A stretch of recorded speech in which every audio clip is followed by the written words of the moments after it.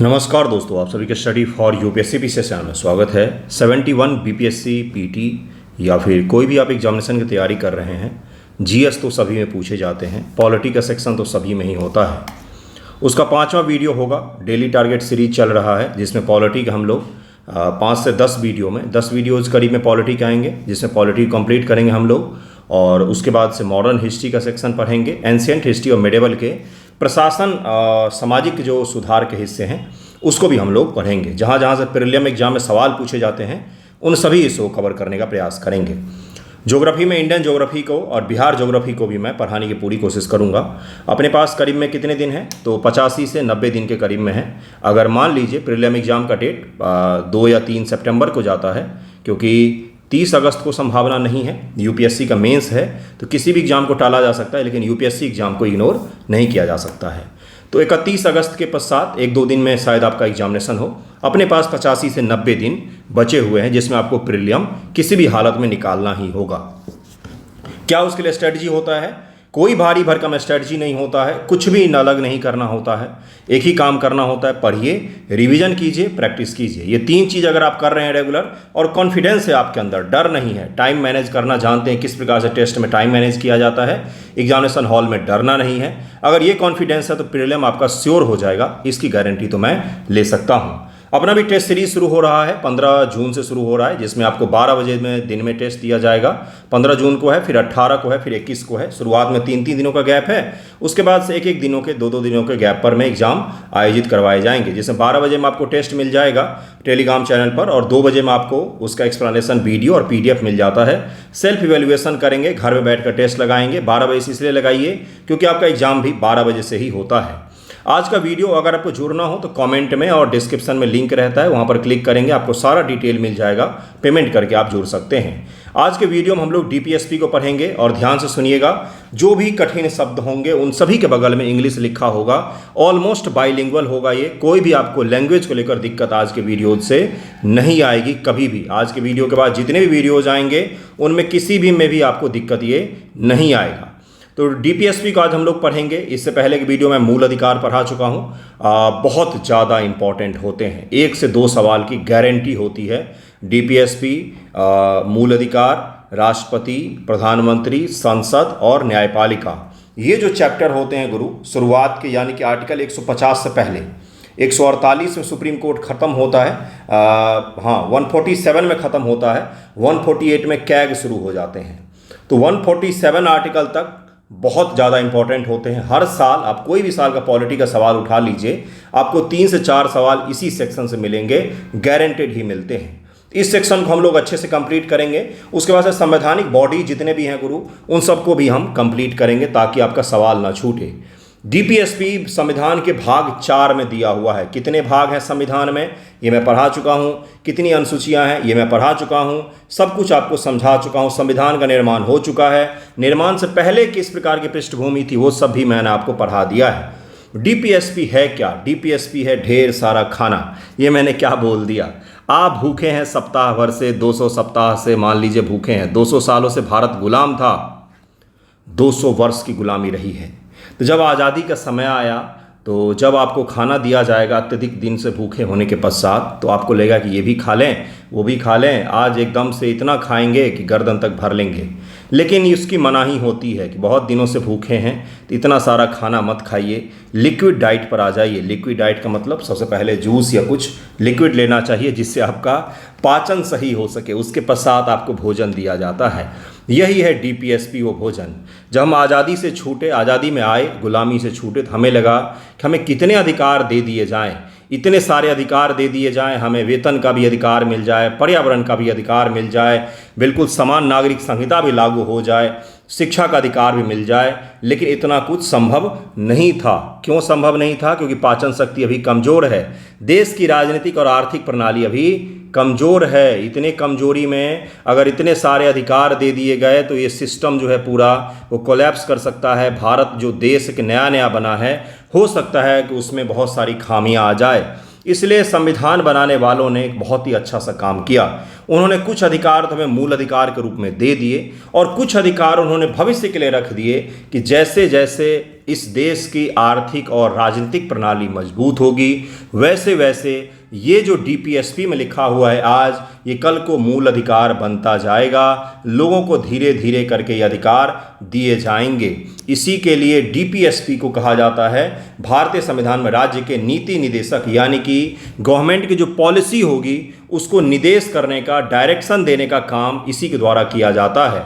यानी कि गवर्नमेंट जो है किसी भी कानून का निर्माण करती है, पॉलिसी का निर्माण करती है, नीतियाँ बनाती है, तो उसको डीपीएसपी को ध्यान में रखना पड़ेगा। नहीं तो आने वाले चुनाव में उसको जनता को जवाब देना पड़ेगा कि आपने कितने सारे मूल अधिकारों में वृद्धि की है या नहीं की है। डीपीएसपी वही खंड है, यानी कि ये सरकार के लिए लक्ष्य निर्धारित किए गए हैं कि आपको क्या क्या करना है आने वाले वर्षों में। संविधान निर्माता बहुत ही चतुर थे। उनको पता था कि जो हमने मूल अधिकार दिए हैं, आने वाले समय भारत की सरकार इन मूल अधिकारों में शायद बढ़ोतरी ना करें, या मूल अधिकार जैसे हैं उतने ही रहें या कम कर दिए जाएं।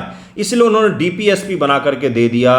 सरकार के ऊपर में जवाबदेही तय करके लिख के दे दिया कि आने वाले वर्षों में आपको ये काम तो कम से कम करना ही पड़ेगा।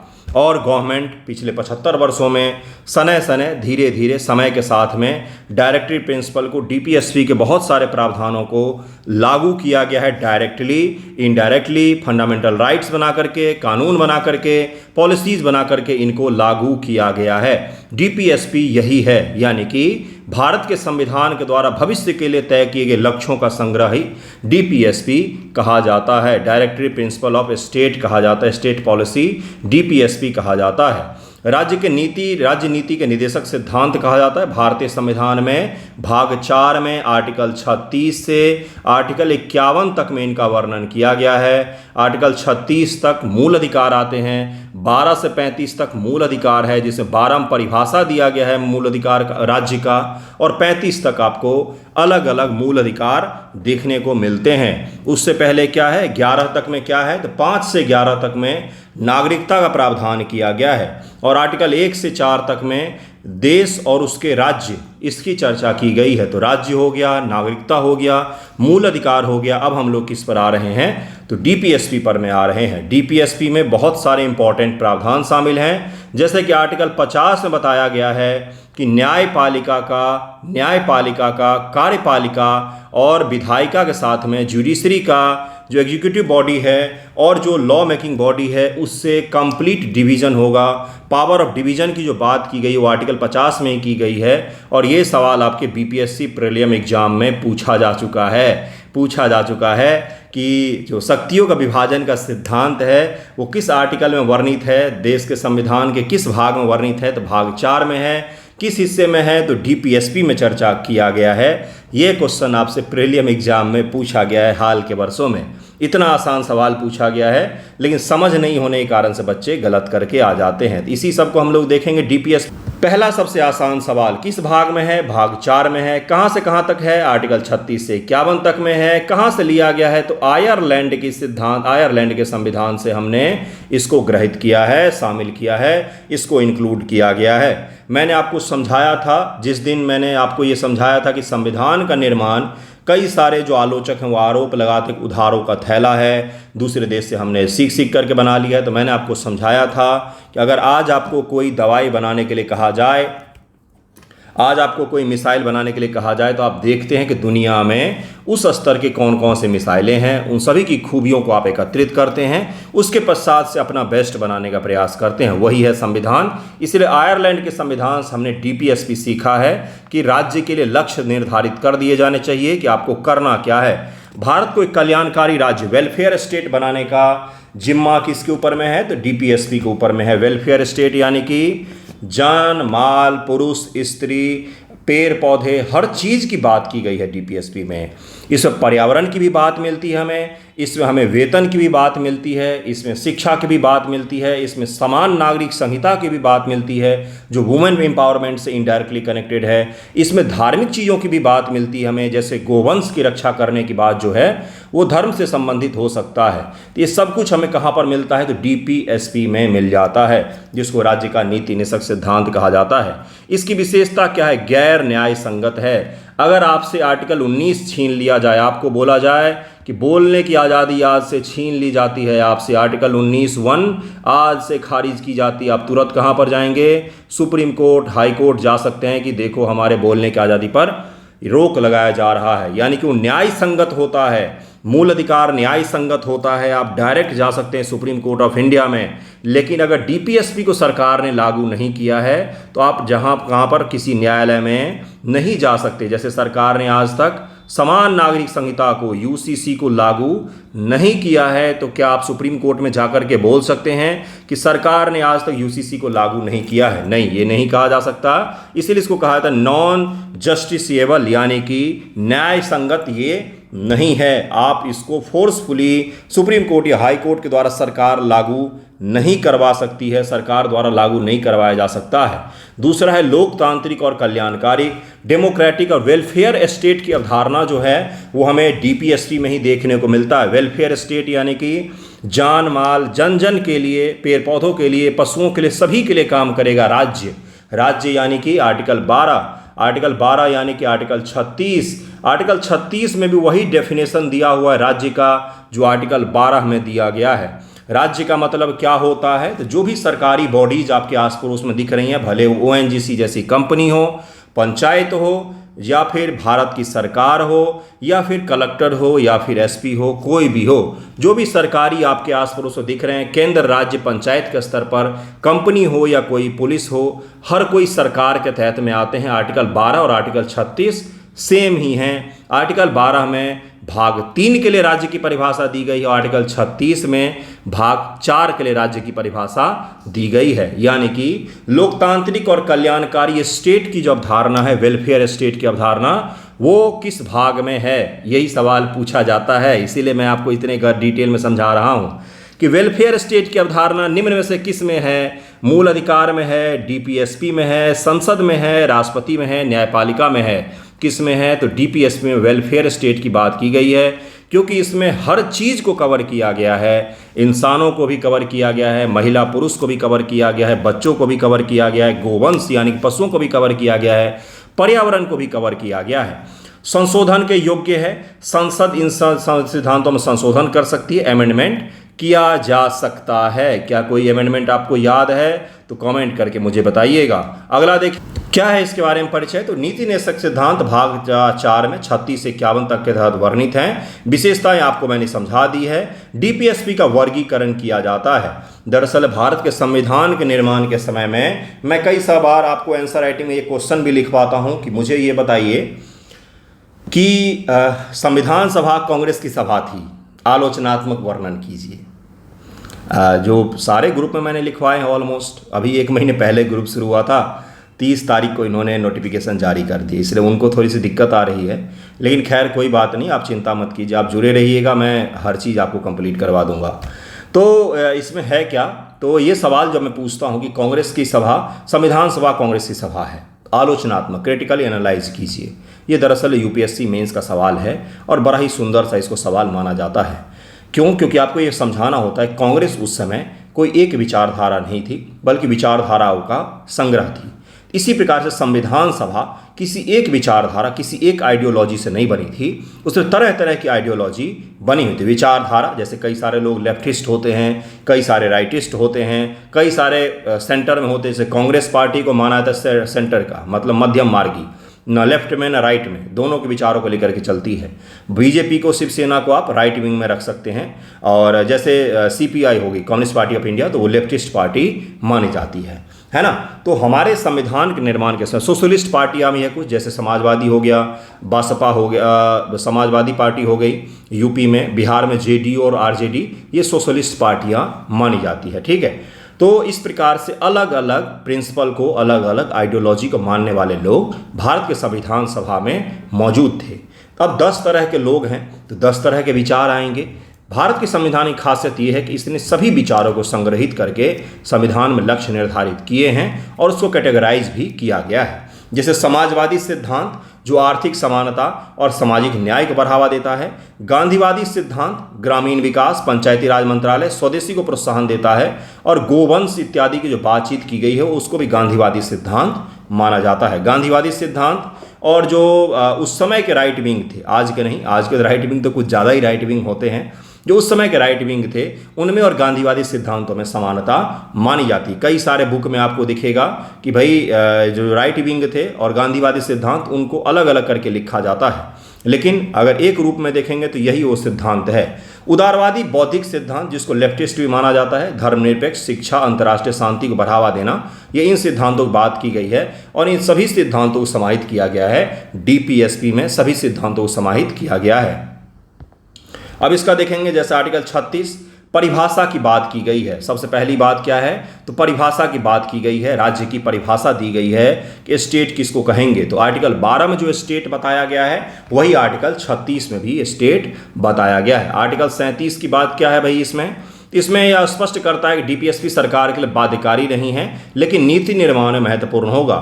जब डॉक्टर अंबेडकर से पूछा गया कि जब ये बाध्यकारी नहीं है, इसको संविधान में क्यों शामिल किया गया है, तो उन्होंने बताया कि ये संविधान में इसलिए शामिल किया गया है ताकि सरकारें जब पॉलिसी बनाएंगी तो उनको इन चीज़ों को ध्यान में रखना ही पड़ेगा।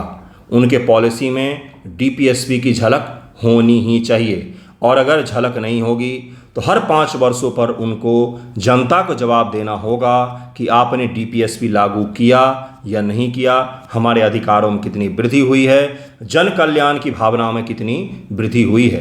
तो ये चीज़ संविधान निर्माताओं के द्वारा कहा गया कि डीपीएसपी को भले हमने बाध्यकारी नहीं बनाया है, लेकिन इनडायरेक्टली ये बाध्यकारी सरकारों पर इसलिए होगा क्योंकि सरकारों को जवाब देना पड़ेगा, जनता को हर 5 वर्ष में जवाब देना पड़ेगा कि हमने कितने सारे पॉलिसीज़ में इन चीज़ों को लागू किया है। यह स्पष्ट करता है कि डीपीएसपी सरकार के लिए बाध्यकारी नहीं है, लेकिन नीति निर्माण में महत्वपूर्ण होगा। सरकार ने मनरेगा योजना लागू की जो डीपीएसपी के तहत रोजगार को बढ़ावा देती है, लेकिन इसे लागू करना अनिवार्य नहीं था, लेकिन सरकार ने इसको लागू किया और ये दिखाया कि भारत में रोजगार का अधिकार भी दिया जा सकता है। अनुच्छेद 38 सामाजिक, आर्थिक और राजनीतिक न्याय की बात करता है। यह राज्य को सामाजिक व्यवस्था, सोशल ऑर्डर को बढ़ावा देने का निर्देश देता है जिसमें सभी के लिए कल्याण सुनिश्चित हो। उदाहरण के लिए प्रधानमंत्री उज्ज्वला योजना के तहत गरीब परिवारों को मुफ्त गैस कनेक्शन प्रदान करना इसी सिद्धांत को लागू किया गया है। आर्टिकल 39 ये बहुत ज़्यादा विवादों में रहता है क्योंकि इसमें आर्थिक समानता और संसाधनों के वितरण की बातचीत की गई है। याद कीजिए 2024 के इलेक्शन को, जब प्रधानमंत्री जी ने ये बोला था कि कांग्रेस आएगी तो आपके मंगलसूत्र को छीन लेगी, आपके स्वर्ण को छीन लेगी, आपकी ज़मीन को छीन लेगी। उस समय भी आर्टिकल 39 चर्चा में आया था। क्या राज्य को, क्या स्टेट को, क्या सरकार को ये अधिकार प्राप्त है कि आपकी प्राइवेट संपत्ति को छीन सकती है? तो इसका एक्सप्लेनेशन आया था सुप्रीम कोर्ट ऑफ इंडिया के द्वारा कि बिल्कुल भी नहीं, ऐसा कोई अधिकार प्राप्त नहीं है, बल्कि ये अधिकार सीमित है कि जन कल्याण के लिए सीमित स्तर पर आपसे आपकी संपत्ति वापस ली जा सकती है। तो इसलिए ये विवाद में है कि क्या जन कल्याण को डिफाइन किया गया है कि किस हद तक संपत्ति वापस लिया जाएगा या नहीं लिया जाएगा। लेकिन इसका ये मतलब नहीं है कि देश के सभी आदमी के प्राइवेट संपत्तियां वापस ले ली जाएंगी, ऐसा कुछ भी इसका मतलब नहीं है। यह सुनिश्चित करता है कि धन और उत्पादन के संसाधन, मीन्स ऑफ प्रोडक्शन का संकेंद्रण, कंसंट्रेशन ना हो, किसी एक के पास में ही सारा का सारा संसाधन इकट्ठा ना हो जाए। देश की आबादी है 140 करोड़ और इस देश में 1% जो लोग हैं उनका इस देश के 50% संपत्ति पर हिस्सा है। तो मतलब कि कब्जा है। कब्जा क्या मतलब, उन्होंने अर्न किया है, अर्न ही बोला जाएगा। देश के जो बड़े उद्योगपति हैं, अमीर हैं, देश के 5% जो अमीर लोग हैं, देश के टॉप 5% जो अमीर हैं, उनके पास देश के 75% संसाधन सीमित हैं। तो क्या ये डीपीएसपी का प्रावधान लागू हो पाया है? सरकारें जो आर्थिक असमानताओं को कम करने की बातचीत करती है, इकोनॉमिक रूप से जो इक्वालिटी है उसको बढ़ाने की बात करती है, वो इसी आर्टिकल के तहत में की जाती है कि आर्थिक समानता और संसाधनों का वितरण, इक्वालिटी एंड रिसोर्स डिस्ट्रीब्यूशन आप सुनिश्चित करेंगे। देश में संसाधन एक जगह पर इकट्ठा ना हो, ये गलत हो जाएगा। सभी को पर्याप्त जीविका मिलनी चाहिए, सामुदायिक संसाधनों का समान वितरण होना चाहिए, धन और उत्पादन के संसाधनों का संकेंद्रण रोकना है, पुरुषों और महिलाओं के लिए समान काम के लिए समान वेतन। इसको इंदिरा गांधी जी के द्वारा लागू किया गया था 1974 ईस्वी में।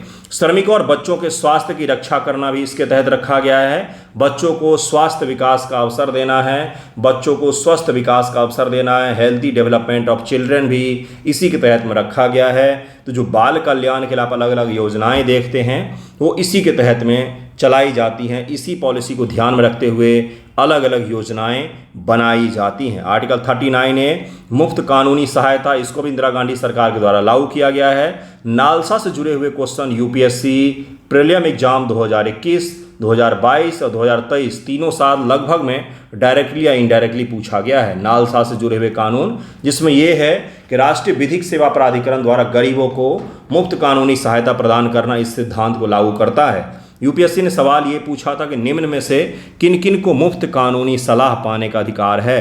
तो SC ST, महिला कोई भी हैं, आप भी हैं, किसी भी वर्ग से आते हैं, अमीर गरीब, तो आपको मुफ्त कानूनी प्राप्त करने का अधिकार है। OBC के अलावा बुजुर्ग वर्ग जो होते हैं उनको भी अधिकार प्राप्त है मुफ्त में।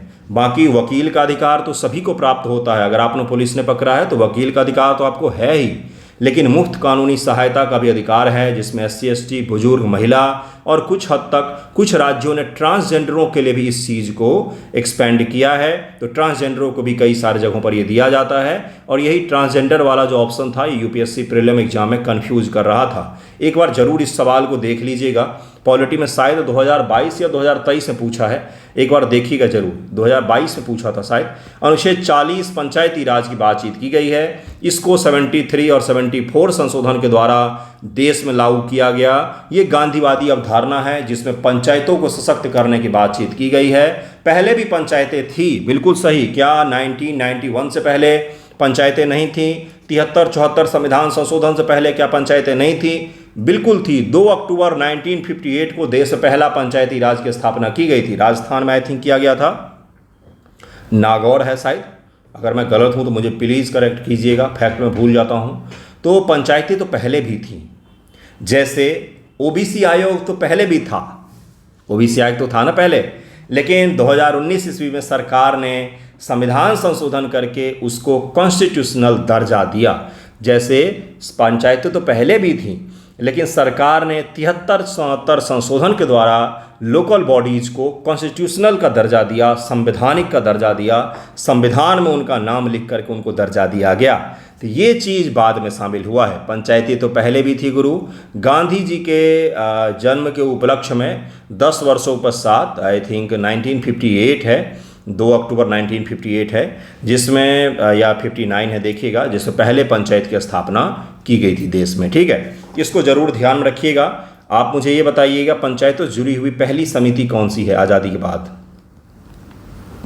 ये पूछा जाता है गुरु, आपसे ये पूछेगा कि निम्न दिए गए पंचायतों से जुड़े हुए समितियों को उनके कालक्रम के अनुसार पर व्यवस्थित कीजिए। उनके गठित करने के टाइम पीरियड के आधार पर उनको आपको अरेंज करने को दिया जा सकता है। तो आप कृपया करके मुझे ये ज़रूर बताएं कि पहली समिति कौन सी है और आखिरी समिति कौन सी थी 73 संविधान संशोधन से पहले। आर्टिकल 41 काम, शिक्षा और सार्वजनिक सहायता का अधिकार दिया गया। यह राज्य को बेरोजगारी, वृद्धावस्था, विकलांगता में सहायता प्रदान करने का निर्देश देती है। इसके तहत वृद्धा पेंशन वगैरह जो दिया जाता है वो इसी के तहत में दिया जाता है। आर्टिकल 42 मानवीय कार्य परिस्थिति और मातृत्व राहत, या श्रमिकों को उचित कार्य परिस्थिति, वर्क प्लेस आप उनको उचित देंगे, जस्ट वर्किंग कंडीशंस आपको उनको अच्छा देना पड़ेगा, नहीं तो ये उनके अधिकारों का उल्लंघन होगा। महिलाओं के लिए मातृत्व लाभ, मैटरनिटी बेनिफिट जो है, जैसे मैटरनिटी लीव दिया जाता है, कई सारे हेल्थ के लिए भी दिया जाता है महिलाओं को, वो सब के सब इसी के तहत दिया जाता है। जैसे मातृत्व लाभ अधिनियम 1961 के तहत महिलाओं को प्रसव अवकाश देना, इस सिद्धांत का पालन है, ये इसी के तहत में दिया गया था। अनुच्छेद 43 जीविका मजदूरी और ग्रामीण उद्योग, ये इसी के तहत प्रदान किया जाता है। यह श्रमिकों के लिए जीविका मजदूरी, ग्रामीण क्षेत्रों में कुटीर उद्योग को बढ़ावा देने का निर्देश देता है। कुटीर उद्योग यानी कि गांधीवादी प्रिंसिपल, गांधीवादी सिद्धांतों के तहत में इन आर्टिकल को समाहित किया गया है। आर्टिकल 43 श्रमिकों के प्रबंधन में भागीदारी, वर्कर पार्टिसिपेशन इन मैनेजमेंट, इसीलिए वर्कर्स के कई सारे जो यूनियन बनते हैं और यूनियन को कंपनी के मैनेजमेंट में हिस्सा दिया जाता है, वो इसी से संबंधित है, पॉलिसी मेकिंग से संबंधित है। यह श्रमिकों को उद्योग के प्रबंधन में भाग लेने का अवसर देता है। उद्योग के प्रबंधन में श्रमिक भाग ले सकते हैं क्योंकि उद्योग उन्हीं से चलता है। कुछ सार्वजनिक क्षेत्र के उपक्रमों में श्रमिक प्रतिनिधियों को प्रबंधन बोर्ड में शामिल करना। मैनेजमेंट बोर्ड में आपको श्रमिकों के लीडर्स को या उनसे जुड़े हुए व्यक्तियों को शामिल करना पड़ता है। आर्टिकल 44 समान नागरिक संहिता की बात की गई है। सभी नागरिकों के लिए एक समान नागरिक संहिता लागू करने का निर्देश देता है। यूनिफॉर्म सिविल कोड, यूनिफॉर्म लिखा हुआ है, इक्वल नहीं लिखा हुआ है, शब्दों में अंतर को पहचानना चाहिए। कोड लिखा हुआ है। संहिता किसको कहा जाता है, पहले भी मैंने समझाया बहुत बार। बहुत सारे कानूनों का संग्रह जो होता है उसको संहिता कह दिया जाता है, संहिता कोड कहा जाता है। तो उसमें भी किस में, क्या आपराधिक में? नहीं, आपराधिक में तो समान लागू है। अगर मुस्लिम मर्डर करेगा, हिंदू मर्डर करेगा, सबको फांसी पर चढ़ाया जाएगा या उम्र कैद की सज़ा मिलेगी। इसमें तो समान है, यानी कि आपराधिक कानूनों में तो समानता है भारत में। लेकिन सिविल कानून में जैसे मुस्लिम को अधिक विवाह करने का अधिकार दिया गया, हिंदू अगर धर्म का पालन करते हैं तो अधिक विवाह नहीं कर सकते हैं। चोरी छिपे बहुत सारे लोग करते हैं, लेकिन बाद में उनको दिक्कत हो सकती है। तो ये कानून बनाया गया है सिविल के लिए। ये कहा जा रहा है कि यूनिफॉर्म सिविल कोड सिविल में होना चाहिए। सभी धर्मों के लोगों के लिए विवाह विच्छेद, संपत्ति से जुड़े हुए जो कानून हैं वो सब के सब एक जैसे होने चाहिए। इसी को कहा जाता है यूनिफॉर्म सिविल कोड। ठीक है, ये अभी तक पूरी तरह लागू नहीं हुआ है, लेकिन गोवा सिविल कोड का इसका आंशिक उदाहरण है। गोवा में लागू किया गया और हाल ही में उत्तराखंड में भी इसको लागू कर दिया गया है। बीपीएससी 70वीं मेंस में सवाल पूछा गया, उत्तराखंड में सिविल कोड, उत्तराखंड में यूसीसी को लागू किया गया है। ये बीपीएससी मेंस में आपसे सवाल पूछा गया है। अनुच्छेद 45 बच्चों के लिए मुफ्त व अनिवार्य शिक्षा, यह 14 वर्ष तक बच्चों के लिए मुफ्त व अनिवार्य शिक्षा का प्रावधान करता है। सर्व शिक्षा अभियान, शिक्षा का अधिकार अधिनियम 2009, RT right to education act इसी सिद्धांत को लागू किया गया है। आर्टिकल 46 अनुसूचित जाति, जनजाति और कमजोर वर्गों के उत्थान की बात की गई है। जैसे एससी एसटी के लिए आरक्षण की नीतियां हैं, छात्रवृत्ति की बात की जाती है, उनको यूपीएससी कोचिंग के लिए भी मुफ्त में दिया जाता है, पैसे प्रोवाइड करवाए जाते हैं। ये सब के सब आर्टिकल 46 के तहत में समर्थित होते हैं। आर्टिकल 47 पोषण स्तर और सार्वजनिक स्वास्थ्य में सुधार की बातचीत की जाती है। पोषण स्तर, न्यूट्रिशन लेवल और स्टैंडर्ड ऑफ लिविंग और पब्लिक हेल्थ में सुधार का निर्देश देती है गवर्नमेंट को कि लोगों में आप न्यूट्रिशन लेवल को बढ़ाएंगे। सोचिए हमारे संविधान निर्माताओं ने किस हद तक जा कर के लोगों के लिए नीतियां बनाने के लिए सरकार को निर्देश दिए हैं। लोगों के पोषण स्तर तक का ध्यान रखा गया संविधान निर्माताओं के द्वारा कि ये सरकार की जिम्मेदारी होगी कि लोगों को पोषण स्तर प्रोवाइड करवाए जाए। तो स्कूल में जो आयरन की गोलियां बंटती हैं, आंगनबाड़ी केंद्र बंटती हैं, या फिर मिड डे मील हो गया, वो सब कोई आपको खैरात में नहीं दे रहा है। वो जो आप सुनते होंगे ना कि प्रधानमंत्री जी ने गिफ्ट किया है, या मुफ्त बिजली योजना, मुफ्त भोजन योजना, तो अपने पिताजी के घर से ला रहे हो क्या, मुफ्त बोल रहे हो? आप जो दूध खरीदते हैं एक पैकेट चाय बनाने के लिए भी 10 रुपये का, उस पर भी टैक्स जाता है सरकार को। तो मुफ्त कुछ भी नहीं मिल रहा है। जो बच्चों के स्कूल में मिड डे मील मिलता है वो बच्चों का अधिकार है, अधिकार है, अधिकार, वो कोई खैरात नहीं है, अधिकार है। कोई सरकार फ्री में नहीं दे रही है। फ्री में कोई बिजली आपको देने की बात करो तो फ्री नहीं है। और जो पावर प्लांट चल रहा है उसमें जो कोयला जा रहा है तो कोई अपने नाना जी के घर से लाकर कोयला नहीं डाल रहा है, वो आपके टैक्स के पैसे से खरीदा जा रहा है और उससे डाला जा रहा है। तो ये संविधान में लिखित है कि न्यूट्रिशन लेवल तक का आप ध्यान रखोगे जनता का, क्योंकि ये सरकार की जिम्मेदारी होती है और सरकार को शक्तियाँ संविधान से मिलती है। और संविधान किसने बनाया है? हम जनता ने बनाया हुआ है। तो इसको भी जरा ध्यान में रखिएगा, इसको भी ध्यान में रखिएगा। अनुच्छेद 48 पर आ जाते हैं हम लोग। कृषि और पशुपालन का संगठन, organization of agriculture and animal husbandry. Agriculture से याद आया, एक शब्द मैं आपको समझा दूं, बहुत खतरनाक शब्द है, एग्रो टेररिज्म। 2-3 दिन पहले अमेरिका के जस्टिस डिपार्टमेंट ने इस शब्द का यूज किया, एग्रो टेररिज्म, कृषि आतंकवाद। क्या है भाई ये? अमेरिका में एक चाइनीज़ महिला को गिरफ्तार किया गया FBI के द्वारा, जो फेडरल इन्वेस्टिगेशन ब्यूरो है वहाँ का, अमेरिका का, उसके द्वारा गिरफ्तार किया गया, जो एक विशेष प्रकार के कवक का स्मगल करके ला रही थी देश में, स्मगलिंग के द्वारा। और उस कवक का खासियत ये थी कि वो किसी भी एग्रीकल्चर प्रोडक्ट को ख़राब कर सकती है। और ख़ास तौर से गेहूं और मक्के को, जो अमेरिका में बहुत ज़्यादा उत्पादित होता है, उसको ख़राब कर सकने की ताकत थी उस कवक में, फंगस में। उसको उसने स्मगल करके देश में लाया था। तो उसके पश्चात से जब उसको गिरफ्तार किया गया तो एक टर्मिनोलॉजी वायरल हुई जिसको कहा था एग्रो टेररिज्म, कि कोई एक देश साजिश के तहत में दूसरे देश के पूरे फूड चेन को तबाह कर दे। सोचिए जरा, जिस प्रकार से कोरोना आया उसी प्रकार से कोई एक इस प्रकार का दवाई बना दे, कोई इस प्रकार का कवक बना दे, वायरस बना दे, बैक्टीरिया बना दे, जो अमेरिका के पूरे मक्के को ख़राब कर दे। क्या हालत होगी उस देश की, क्या हालत होगी दुनिया की। तो इस शब्द को ज़रा ध्यान रखिएगा, एग्रो टेररिज्म। आज सुबह सुबह न्यूज़ मैंने देखा, मैंने सोचा बता दूंगा, क्या पता टर्मिनोलॉजी आपसे पूछ लिया जाए। तो एग्रो टेररिज्म का मतलब होता है कृषि में आतंकवाद, मतलब डायरेक्ट खून नहीं बहाना, लेकिन देश के सप्लाई चेन को तबाह करके रख देना। हम भी इसके लिए वल्नरेबल हैं, हम पे खतरनाक स्थिति है हमारे लिए भी, क्योंकि हमारे एग्रीकल्चर का 20% योगदान है हमारे जीडीपी में, और देश के 70% आबादी डायरेक्टली इनडायरेक्टली एग्रीकल्चर से संबंधित है। उससे उनका घर चलता है, खाना मिलता है, सब कुछ मिलता है। तो इसलिए बहुत ज़्यादा गंभीर मुद्दा है, चर्चा में है, इसलिए मैंने आपको समझा दिया। आर्टिकल 48 कृषि और पशुपालन से जुड़ी हुई बातचीत करता है। जैसे कुछ समय पहले ही आपने सुना होगा, गोकुल मिशन चलाया गया था भारत सरकार के द्वारा, और गोवंश को संरक्षित करने से जुड़ा हुआ मिशन चलाया जाता है, तो वो इसी से जुड़ा हुआ है।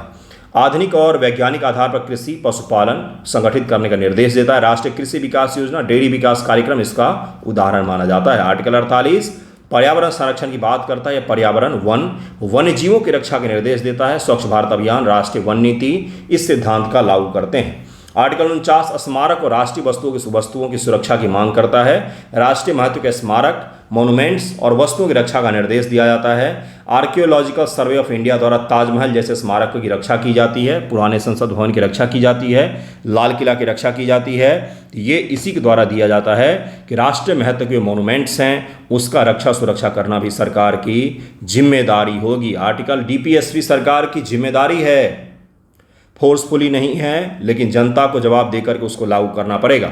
और आर्टिकल 50 जो बहुत ही ज़्यादा महत्वपूर्ण है, और इसी से सवाल पूछा गया, सुप्रीम कोर्ट को इससे बहुत ज़्यादा शक्तियाँ मिल जाती है, एनजेएसी को इसी आधार पर खारिज किया गया था। वो है कि न्यायपालिका का कार्यपालिका से कंप्लीट डिवीजन, कंप्लीट सेपरेशन कहा जाता है, सेपरेशन ऑफ पावर कहा जाता है, separation of judiciary from executive body से जुडिशरी का कंप्लीट सेपरेशन की बातचीत की जाती है। इसी के कारण से न्यायाधीशों की नियुक्ति में, जुडिशरी में किसी भी एग्जीक्यूटिव बॉडी का या फिर विधायिका का कोई भी सहयोग, कोई भी हस्तक्षेप, कोई भी जुड़ाव एक्सेप्ट नहीं किया जाता है। उसका कारण यही आर्टिकल है, जिसको संविधान के मूल ढांचे का भी भाग माना जाता है। इस आर्टिकल को संशोधित भी, इस आर्टिकल में अमेंडमेंट भी नहीं किया जा सकता है, कुछ भी संशोधन नहीं हो सकता है। याद हो गया होगा आपको सारे के सारे डीपीएसपी।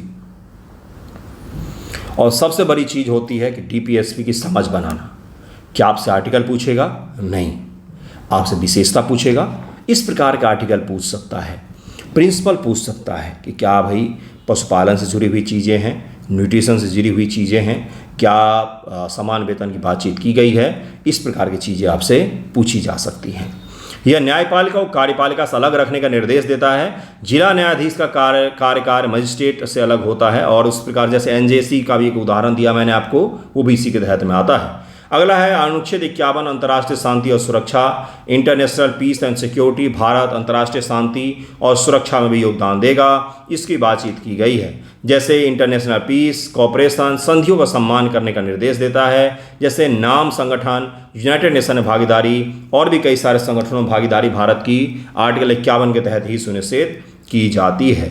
डीपीएसपी और मूल अधिकार में अंतर क्या है? तो न्याय संगत होता है मूल अधिकार, वहीं पर डीपीएसपी न्याय संगत नहीं होता है। इसको लेकर के आप कोर्ट में नहीं जा सकते हैं कि हमारा आर्टिकल 44 लागू नहीं किया गया है, वहीं पर आर्टिकल 19 अगर लागू नहीं होता है तो आप एक दिन में कोर्ट में जा सकते हैं, सुप्रीम कोर्ट में जा सकते हैं कि आर्टिकल 19 लागू नहीं किया जा रहा है। दूसरा होता है उद्देश्य। मूल अधिकार व्यक्तिगत स्वतंत्रता को सुनिश्चित करता है, वहीं डीपीएसपी सामूहिक कल्याण पर कलेक्टिव वेलफेयर पर ध्यान देता है, वहीं पर मूल अधिकार इंडिविजुअल लिबर्टी पर ध्यान देता है, तो डीपीएसपी कलेक्टिव वेलफेयर पर में ध्यान देता है। बहुत ही सुंदर सा लाइन है, कृपया इसको ध्यान रखिएगा।